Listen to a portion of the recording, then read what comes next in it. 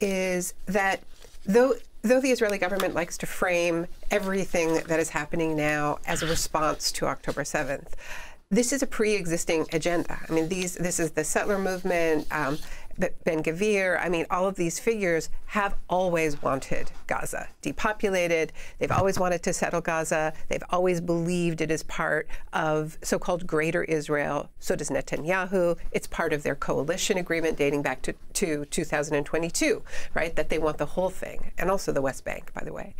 So, you know, I've written before about how states of shock are often exploited very cynically to ram through a pre-existing agenda.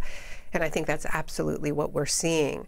But in order for that to work, the state of shock needs to be continued, heightened. There can never be a recovery. So the Israeli society needs to be re-shocked and kept in this kind of trauma loop. And that's what this piece about the kind of trauma industry is about. And I want to be very clear. People have a right to grieve their loved ones. This is not about families gathering in grief. This is not about the right to remember and honor.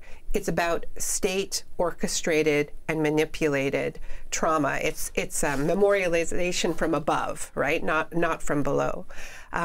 For a very specific end. And people in the Netanyahu government have been very clear that really what they're doing with the way they are telling the story of October 7th is creating what they call a new national identity.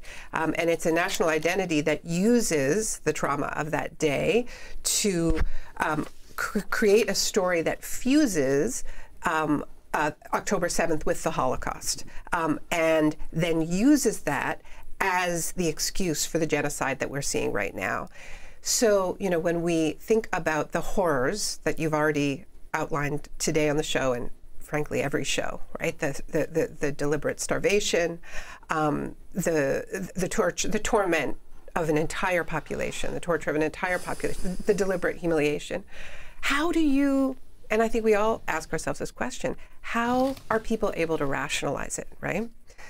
And they're able to rationalize it because within their information bubbles, they are being fed this constant story of this is what they did to you, a whole industry of re-experiencing it. I mean, what I write about in this piece is all of these immersive so-called memorialization kind of technologies. So it's not only people in Israel, but in the diaspora who are encouraged to put on VR goggles and re-experience October 7th as if it happened to them, immersive tunnels where you can go into the Gaza tunnels. It's really an attempt to transfer trauma far and wide. And in a state of trauma, you don't really think. It's pure emotion, it's pure reaction. You can't be analytical. You're not going to be empathetic towards others. It's about monsterizing the other and fusing your identity with the people, you know, in those houses, at the Nova Music Festival, in the tunnels.